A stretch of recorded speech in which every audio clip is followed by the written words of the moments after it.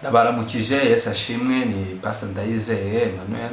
Uyu munsi muri Ndayizeye Impact Show turaganira ijambo rivuga ngo nta mpamvu n'imwe yo gusubira inyuma. Iyo umuntu atangiye urugendo nta kabuza ahura n'impamvu cyangwa se inzitwazo zimuhagarika zituma adakomeza urugendo. Ariko uyu munsi naje kukubwira ngo urugendo watangiye rwo kujya mu ijuru, urugendo watangiye rw'ibyo ukora byiza, nta mpamvu n'imwe ikwiye gutuma usubira inyuma. Kadusome ijambo ry'Imana mu gitabo cya kabiri cy'Abami ibice 2 umurongo wa 3. Ni inkuru za Elisa na Eliya, uburyo Elisa yakurikiye Eliya kugira ngo agire icyo amukuraho mu rugendo yari yatangiye. Bagezeyo umurongo wa 3, abana b'abahanuzi b'i Beteli baza gusanganira Elisa. Bamubwira bati, aho uzi ko uyu munsi Uwiteka ajya gukuraho shobuja? Arasubiza ati, ye ndabizi, ariko ni muceceke. Uru ni urugendo tubona Eliya yaragiye gukurwaho Elisa. Batangirana urugendo kuva hano i Beteli, Elisa aramukurikira. Elisa yagize impamvu zimuhagarika, ibicantege. Bagenda hambere na shebuja akamubwira ati sigara, akamwereka inzitwazo. Ariko aravuga ati nta mpamvu, ndakurikira mpaka mbonye icyo nshaka. Bene data, haba gutangira hakaba no kurangiza.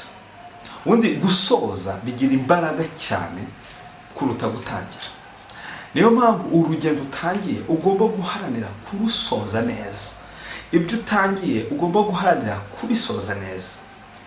Mu bwiza cyo bintu umurongo wa 8 haravuga ngo iherezo ry'ikintu riruta itangiriro ryacu. Ni ayayo yasobanura ko iherezo iteka rigira imbaraga kuruta itangiriro. Niyo mpamvu umurimo wose Paulo yakoraga yavuga ati ngewe iby'inyuma simbyitayeho, ndamaranira kugera aho ntangurana. Yarebaga imbere yavuga ati nta mpamvu yasubiza inyuma. Niyo mpamvu mu yanditse asoza urugendo rwo mu rwandiko yandikiye Timoteyo ibice 4 umurongo wa 6 yaranditse ngo nuko ngeyeho maze kumera nk'ibisuka ku gicaniro. Niyo maravuga noneho ageze ku iherezo. Igihe cyo kugenda kwanjye gisohoye, narwanye intambara nziza, narangije urugendo, narinze ibyo kwizera. Ibisigaye mbicyo ikamba ryo gukiranuka, ibyo umwami wacu umucamanza utabera azama kuri urya munsi, nyamara sinyenyene ahubwo nabakunze kuboneka kwe bose. Paulo yararimo arasobanura ko yatangiye urugendo none ageze ahari urusohoza, afite ishimwe yuko arwanya intambara nziza.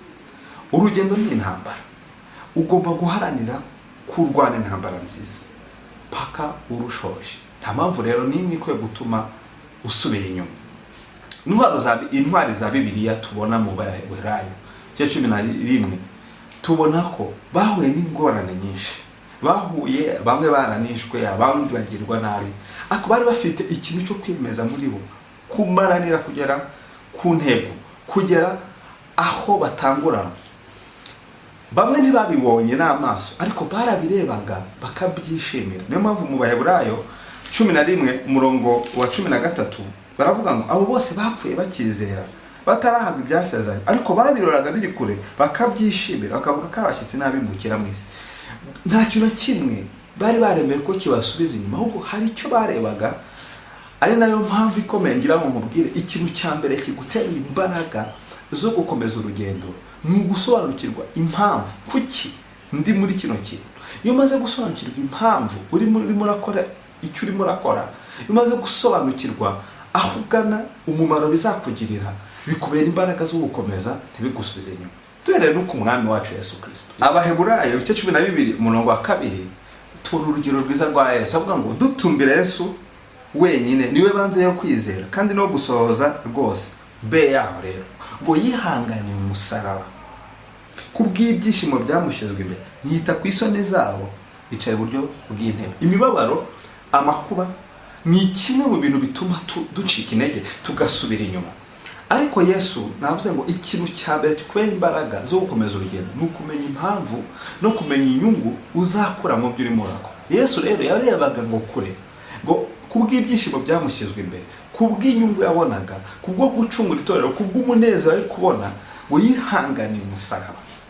Mwene data, hari urugendo twatangiye, aho tugana ni heza, nta mpamvu yo gusubira inyuma, nta mpamvu yo guhura n'amakuba ngo tubireke. Tumere nk'izi ntwari zo kwizera ngo zabirebaga zikabyishimira bikababera imbaraga. Haranira gusoza neza, kuko iherezo ry'ikintu riruta itangira ryayo. Niba waratangiye urugendo rujya mu ijuru, ntucike intege. Niba waratangiye gukora imirimo myiza, nta mpamvu n'imwe ishobora gutuma uhagarika. Menya impamvu, numara kumenya impamvu, reba inyungu, numara kubona inyungu, birakubera imbaraga. Ukomeze mpaka urangije, uzavuge nka Pawulo ngo noneho ubu maze kumera nk'ibisuka ku gicaniro, shoje urugendo rwanjye neza. Nta munezero nko gusoza neza.